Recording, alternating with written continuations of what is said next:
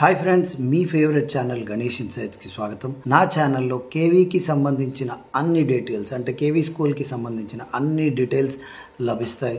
మీరు మీ కిడ్ని ఒకవేళ కేవీ స్కూల్లో అడ్మిషన్ తీయాలనుకుంటే ఫస్ట్ క్లాస్కి అప్లికేషన్ ఎలా తీసుకోవాలి, ఎలా సబ్మిట్ చేయాలి, ఆన్లైన్లో ఎలా ఫిల్ చేయాలి, ప్రతి ఒక్క డీటెయిల్ ఏమేమి డాక్యుమెంట్స్ కావాలి, అలాగే ఎన్ని బ్రాంచెస్లో అప్లై చేయొచ్చు, ఎక్కడెక్కడ మన కేవీ స్కూల్స్ ఉన్నాయి, ఎవరు అప్లై చేయొచ్చు, ఈ అన్ని డీటెయిల్స్ నా కేవీ ఛానల్లో అయితే మీకు లభిస్తాయి.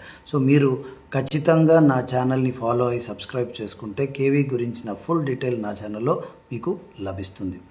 సో చాలామంది పేరెంట్స్ నన్ను ఎవరైతే ప్రైవేట్ ఎంప్లాయీస్ ఉన్నారో, లేకుంటే contract employees, business man, farmers, అలాగే driver, cab drivers, auto drivers, అలాగే నాన్ ఎంప్లాయిడ్ అంటే పని కూడా చేయని వాళ్ళు నన్ను చాలామంది క్వశ్చన్స్ అయితే అడిగారు. సార్, మేము అప్లై చేయొచ్చా, ఒకవేళ అప్లై చేస్తే ఏ కేటగిరీలో ఏ కోటాలో అప్లై చేయాలని చాలామంది అయితే ఈ డౌట్ని అయితే నన్ను అడిగారు. సో ఇవాళ ఈ వీడియోలో private employees, contract employees, business man, farmer, అలాగే drivers and non employed, non government employees వీళ్ళందరూ ఏ కేటగిరీ ఏ కోటాలో అప్లై చేయొచ్చో మనం చూద్దాం. సో టాపిక్లోకి వెళ్ళే ముందు మీరు కొత్త వాళ్ళైతే సబ్స్క్రైబ్ చేసుకోండి, అలాగే ఒక లైక్ బటన్ని ప్రెస్ చేయండి. అంతేకాకుండా మీరు నా వీడియో లింక్ని కేవీ స్కూల్ గురించి చాలామందికి తెలియదు, సో వాళ్ళకి షేర్ చేసినట్టయితే మీరు హెల్ప్ చేసిన వాళ్ళు అవుతారు. ఎందుకంటే కేవీ స్కూల్లో అడ్మిషన్ ప్రాసెస్ తెలియక చాలామంది అప్లై కూడా చేయరు. సో దయచేసి అందరు పేరెంట్స్ ఎవరికైతే కిడ్స్ ఉన్నారో, first class school going kids ఉన్నారో వాళ్ళకి మీరు నా వీడియో లింక్ని షేర్ చేయండి, చాలా హెల్ప్ఫుల్ అవుతుంది. సో ఇప్పుడు టాపిక్లోకి అయితే వెళ్ళిపోదాం. సో అందరికీ తెలిసిందే కేవీ స్కూల్స్ అడ్మిషన్స్ ఆన్లైన్లో అవుతుంది క్లాస్ 1కి. సో దీంట్లో మీకు రెండు ఉంటాయి, కేటగిరీ ఇంకా కోటా. కేటగిరీ వైజ్ అలాగే కోటా వైజ్ అడ్మిషన్ అయితే అవుతుంది. సో కేటగిరీ కోటాలో కేటగిరీ వచ్చేసి అంటే మీరు ప్రైవేట్, గవర్నమెంట్ ఎంప్లాయీస్ ఉంటే ఏ కేటగిరీలో అప్లై చేయాలి. కోటా అయితే అది నేను మీకు ఈ టాపిక్ తర్వాత చెప్తాను.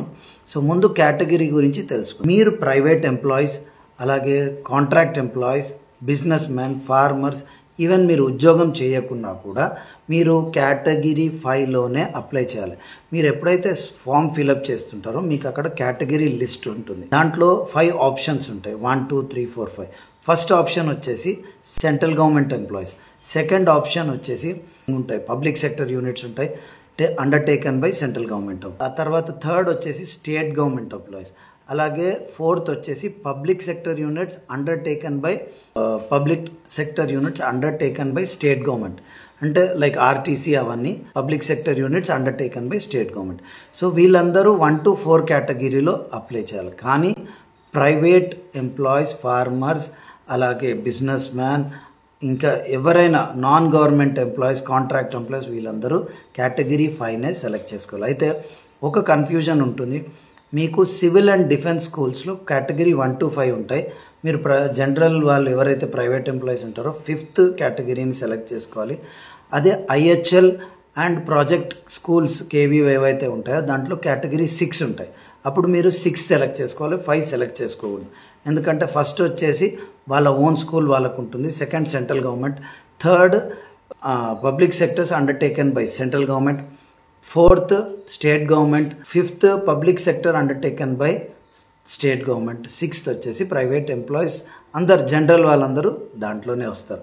సో మీరు ప్రైవేట్ ఎంప్లాయీస్ అయితే చెప్తున్నాను, ఖచ్చితంగా కేటగిరీ 5 or 6నే సెలెక్ట్ చేసుకోవాల్సి ఉంటుంది. సో ఇది category. So private employees, contract employees, ఇంకా ఫార్మర్స్ అంటే నాన్ గవర్నమెంట్ ఎంప్లాయీస్ అందరూ కూడా మీరు ఖచ్చితంగా కేటగిరీ 5 or 6లో అప్లై చేసుకోవాల్సి ఉంటుంది. సో ఇది కేటగిరీ గురించిన డీటెయిల్స్. ఇప్పుడు మనం కోటా గురించిన డీటెయిల్స్ చూద్దాం. సో ఫామ్ ఫిలప్ చేసేటప్పుడు ముందుగా కేటగిరీ వస్తుంది. మీరు ప్రైవేట్ ఎంప్లాయీ అయినప్పుడు కేటగిరీ 5ని సెలెక్ట్ చేసుకుంటారు. నెక్స్ట్ వచ్చేసి కోటా ఉంటుంది. కోటాస్ ఎన్ని టైప్స్ ఉంటాయంటే ఫస్ట్ కోటా వచ్చేసి క్యాస్ట్ కోటా ఉంటుంది. క్యాస్ట్ కోటాలో మీరు ఎస్సీ, ఎస్టీ, ఓబీసీ అయినట్టయితే మిమ్మల్ని క్యాస్ట్ కోటాలో తీసుకుంటారు.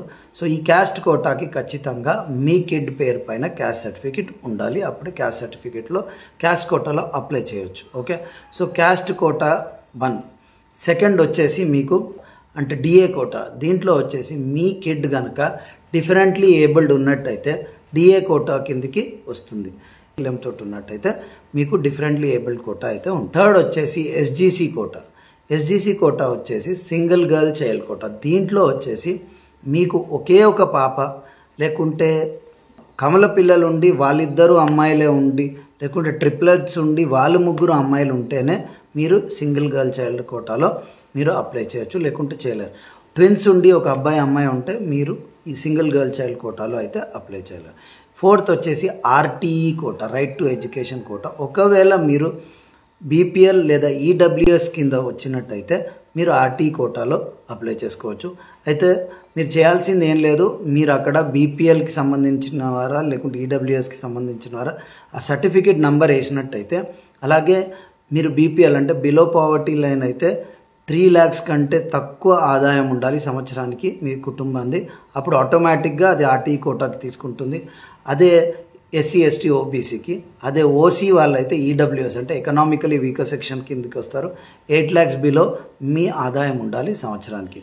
సో ఆటోమేటిక్గా మీరు ఎప్పుడైతే ఇన్కమ్ డీటెయిల్స్ అప్లికేషన్ ఫిల్ చేసేటప్పుడు ఇస్తారో అది ఆటోమేటిక్గా ఆర్టీఈ కోటా కిందకైతే తీసుకుంటుంది. సో ఒకటి వచ్చేసి క్యాస్ట్ కోటా, ఇంకోటి వచ్చేసి మీకు SGC quota, differently abled quota, అలాగే మీకు ఆర్టీఈ కోటా. ఈ అన్ని కోటాస్ అయితే మీకు ఉంటాయి. ఆర్టీఈ కోటాలో 25% రిజర్వేషన్ ఉంటుంది. సో ఆర్టీఈ కోటాలో రావాలంటే మీకు ఖచ్చితంగా బీపీఎల్ ఆర్ ఈడబ్ల్యూఎస్ సర్టిఫికేట్ ఉండాలి. ఇంకో ముఖ్యమైన విషయం ఏంటంటే మీరు ఏ కోటాలో అప్లై చేసినా, క్యాస్ట్ కోటాలో అప్లై చేసినా కిడ్ పేరు మీద క్యాస్ట్ సర్టిఫికేట్ ఉండాలి. డిఫరెంట్లీ ఏబుల్డ్లో చేసిన దానికి డిఫరెంట్లీ ఏబుల్డ్ గవర్నమెంట్ ఇన్స్టిట్యూషన్ నుంచి ఒక సర్టిఫికేట్ ఉండాలి. సింగిల్ గర్ల్ చైల్డ్కి అయితే అఫిడవిట్ ఉండాలి. అఫిడవిట్ అడ్మిషన్ వచ్చిన తర్వాత చేయించుకోవచ్చు. ఆర్టీఈ రైట్ టు ఎడ్యుకేషన్కి అయితే మీకు బీపీఎల్ ఈడబ్ల్యూఎస్ సర్టిఫికేట్ ఏదైనా ఒకటి ఉండాల్సి ఉంటుంది. ఓకే, ఇది ఏ స్టేట్దైనా పర్వాలేదు, మీకు యాక్సెప్ట్ చేస్తారు. కానీ మీకు ఈ 2 సర్టిఫికేట్స్ మీ బాబు లేదా పాప పేరు మీద. ఇంకోటి, చాలామంది ప్రైవేట్ ఎంప్లాయీసే కాకుండా కాంట్రాక్ట్ ఎంప్లాయీస్ ఎవరైతే స్టేట్ అండ్ సెంట్రల్ గవర్నమెంట్లో పనిచేస్తుంటారో వాళ్ళు నాకు మెసేజెస్ పెట్టారు, సార్ మేము సర్వీస్ కేటగిరీలో అప్లై చేయొచ్చా అంటే, లేదండి మీరు కేటగిరీ 5 అంటే జనరల్లోనే అప్లై చేయాలి. ఎందుకంటే మీరు పర్మనెంట్ ఎంప్లాయీ కాదు స్టేట్ ఆర్ సెంట్రల్ గవర్నమెంట్లో, మీరు కాంట్రాక్ట్ మాత్రమే. కాబట్టి మిమ్మల్ని కేటగిరీ 5లోనే తీసుకుంటారు, కేటగిరీ 5లోనే అప్లై చేయాలి. By any chance or by మిస్టేక్గా మీరు 1, 2, 3, 4, 5లో 4లో అప్లై చేస్తే అది కుదరదు, యాక్సెప్ట్ చేయదు, రిజెక్ట్ అవుతుంది. సో దయచేసి కేటగిరీ అండ్ కోటాని సెలెక్ట్ చేసేటప్పుడు జాగ్రత్తగా చేయండి. సో ఫామ్ ఎలా ఫిల్ చేయాలో ఒక డీటెయిల్డ్ వీడియో నా యూట్యూబ్ ఛానల్లో ఉంది, ఒకసారి చెక్ చేస్తే మీకు ఐడియా ఉంటుంది. అలాగే కేటగిరీస్ ఎలా సెలెక్ట్ చేయాలి అది కూడా ఉంది, క్యాస్ట్ కేటగిరీ అలాగే ఎస్జీసీది అన్ని డీటెయిల్డ్ వీడియో అయితే నా ఛానల్స్లో ఉన్నాయి. మీరు చేయాల్సింది ఒకటే, నా ఛానల్ గణేష్ ఇన్సైట్స్కి సబ్స్క్రైబ్ చేసుకుంటే అన్ని వీడియోస్ మీకు కనిపిస్తాయి. హోప్ కేటగిరీ అండ్ కోటా గురించిన డీటెయిల్ మీకు అర్థమై ఉంటుంది. మళ్ళీ ఒక కొత్త వీడియోతో కలుద్దాం. అంతవరకు బీ సేఫ్, బీ హెల్దీ. జై హింద్.